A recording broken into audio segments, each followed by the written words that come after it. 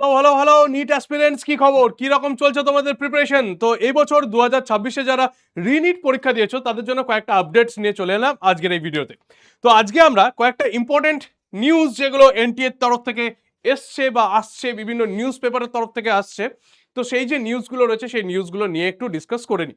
প্রথম যেটা দেখতে পাচ্ছি, ফার্স্ট আমাদের কাছে জানিয়ে দেওয়া হয়েছে যে নিটের যে রেজাল্ট, ঠিক আছে, বা বলতে গেলে রিনিটের রেজাল্ট আমাদের কাছে চলে আসছে কখন না 20th জুলাইয়ের মধ্যে, ঠিক আছে।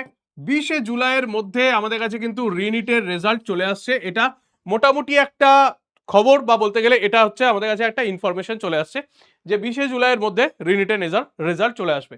আর একটা বড় আপডেট যেটা 2027-এর যারা নিট অ্যাসপিরেন্টস রয়েছে তাদের জন্য দিয়ে দিই। 2027-এর নিট অ্যাসপিরেন্টসদের জন্য একটা গুড নিউজ, সেটা হচ্ছে কি, এটা আমাদের সিবিটি মোডে যে এক্সামিনেশনটা হবে সেই সিবিটি মোডের এক্সাম আমাদের 5 দিন ধরে এক্সামটা হবে, ঠিক আছে, ওকে।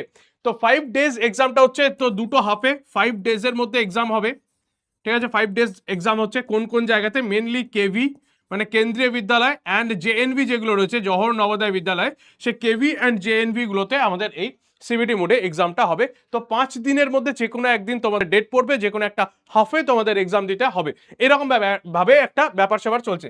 আরেকটা কেন বললাম এটা আমাদের কাছে গুড নিউজ, কারণ এই মোড অফ এক্সামিনেশনটা চলার আগে অক্টোবর মাসের মধ্যে থেকে অক্টোবরের মধ্যে দেখা যাচ্ছে কি না, টোটাল এনটিএর যারা অ্যালুমনি রয়েছে, কোশ্চেন সেটার থেকে শুরু করে সমস্ত যারা যারা রয়েছে তাদেরকে রিভ্যাম্প করা হচ্ছে। তাহলে অক্টোবরের মধ্যে কি দেখা যাচ্ছে যে এনটিএর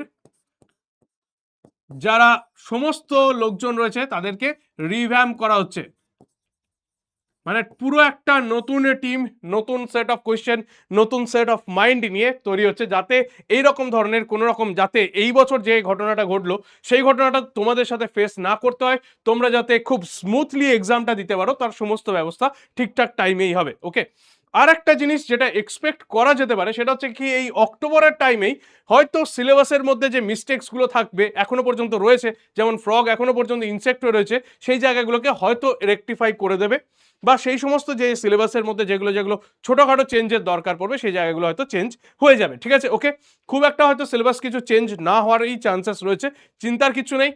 মানে একদম পুরো প্রিপারেশন নিয়ে যাও, ফাটিয়ে প্রিপারেশন নিয়ে যাও। আর অলরেডি 2027-এর জন্য তো আমাদের কাছে ব্যাচ এসেও গেছে, ঠিক আছে, ইয়েকেন নিট বাংলা 2027 ব্যাচ, তাহলে চিন্তা না করে জয়েন করে যাও, ওকে। দেখা হচ্ছে নেক্সট ভিডিওতে আবারও একবার।